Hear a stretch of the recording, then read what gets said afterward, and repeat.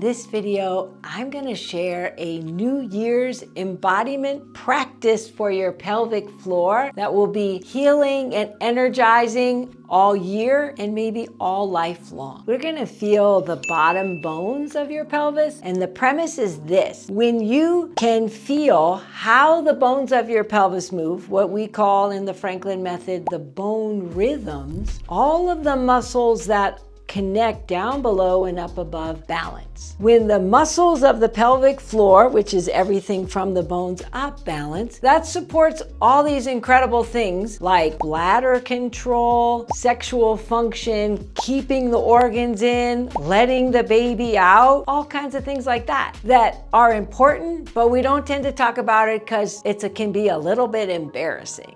So let's get started. Touch your navel, drag your fingers down, and the first bone you run into is the pubic symphysis. And I'll mirror you, bring your left hand over to your right pubic symphysis, and then your right hand you're going to bring underneath your butt, and you're going to find your sit bone, which the anatomical name is the ischial tuberosity. So to get it, you go underneath your butt. It's underneath you. Ideally, we call it the sit bone because ideally you are sitting on it. Breathe. So you're touching the front and back of that bone. Now we're going to connect the dots between them. So you could put your foot up on something if you want and feel along that bone. And that bone is called the ischial pubic rami. Rami means branch. And I know this is a little weird, but here at the Embodied Pelvis, we do different things to get new results. So congratulations to you for being willing to try something new. Leave your hands there, breathe, let your shoulders relax, let your knees be soft, and bend and straighten your knees and feel how when you bend, the sit bone widens. And when you rise up, the sit bone narrows. Do that a couple times and see if you can sense that. So one thing to look out for is when you rise up, do you pull your sit bones together at the top? That's not ideal for the pelvic floor. It compresses it and scrunches it.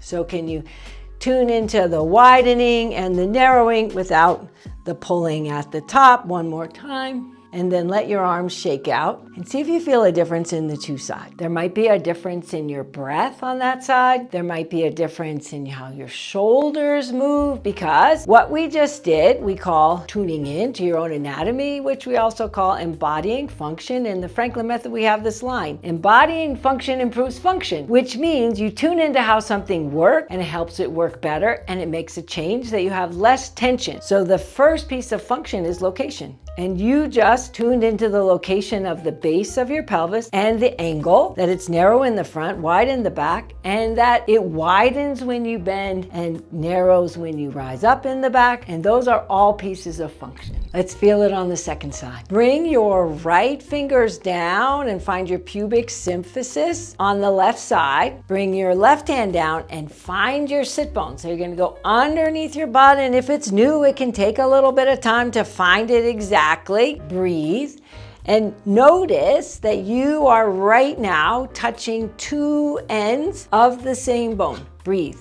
Notice that there's an angle, that your front hand is closer to the center line than your back hand. So this is the front section of the pelvic floor that you're feeling from your pubic symphysis to your sit bone. And notice that it is the shape of a triangle. Breathe. You can put your foot on something, feel along that bone. The inner thigh muscles come to that bone from down below. The pelvic floor muscles come to that bone from up above. The word rami means branch. Then let that go and let's go back. Touch the pubis, find your sit bone, and let's tune into how the bone moves as you move, the bone rhythm. So when you bend, can you sense the sit bone widening? And when you rise up, the sit bone narrows. Maybe, since you're more experienced, since it's your second side, you can sense that the front hand moves closer to your midline when you bend as the sit bone widens. And when you rise up, as the sit bone narrows, your front hand widens. What kind of benefit do you feel on the second side? Did your shoulders loosen up? Did your breath deepen? If you have your hands act like the shape of the pubic rami, the ischial pubic rami, when you bend, Is it any easier to sense that widening in the back, and when you rise up, the narrowing in the back? Especially if you combine the bending with inhaling and the rising up with exhaling. And the second important question is it any easier? Resist the temptation, if this is your habit, to pull the sit bones forward at the top. You have now embodied one of the key bone rhythms of the pelvic floor. When you tune in to the movement of the bones, it balances the muscles down below and up above. The reason this is so important, you can exercise your whole life. You can be an incredible athlete. You can practice yoga and Pilates and never get to this core group of muscles from the sit bones up that support all those key functions of life. By tuning into how these bones move, you are supporting the musculature up above and down below. Let's take a walk and apply what you learned and it's felt in your body to an everyday life activity like walking. We're gonna do one side at a time. So touch your sit bone again, bend and straighten, reminding yourself that it widens and narrows. Let your arms shake out and have your hand be the sit bone to help your brain get it. So when your leg comes forward, the sit bone widens. When your leg goes back, the sit bone narrows. So say it out loud with me: widening and narrowing and widening and narrowing and widening and narrowing and widening and narrowing. Let's do it on the second side. Touch the sit bone. Bend, tune into the widening, rise up, tune into the narrowing, widening and narrowing. Let your arms shake out, breathe. Let's take it to walking. So when your leg goes forward, it widens. When your leg goes back, it narrows. Widening, narrowing. Say it out loud with me: widening and narrowing and widening and narrowing and widening and narrowing.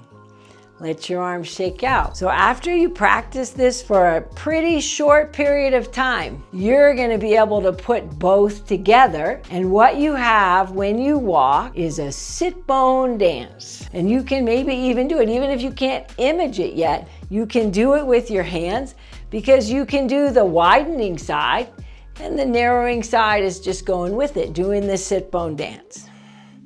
After about 5 times of practicing this, it's going to be so automatic, you'll wonder why it was ever a challenge in the beginning. Breathe and relax. This practice of imaging the movement of the sit bones, the sit bone dance, tones the muscles of the pelvic floor, relaxes them and engages them, helps them work better. When the muscles work better, everything in your body works better. Here's how you take this and apply it to exercise and anything in your life that you want to feel more connected to your pelvic floor. Once you learn how to touch the bones and picture the movement, it takes about 2 minutes. What I recommend you do is take those 2 minutes, touch the bones, picture the movement before you do your sport or your activity, whether it's running, and you apply the image, your presence in the bones, to the movement that you're doing. In my case, I love to do gliding sports. So before I skate, I do the embodiment and then I tune into it while I'm skating. You could tune into the movement of the bones and apply it to weightlifting. Any activity that you do in your life, construction work, anything, you embody the bones and then you do the activity, and there you are living your life more connected to your body, more connected to the deepest part of you, which, let's face it, enables you to make choices that make you feel good about you.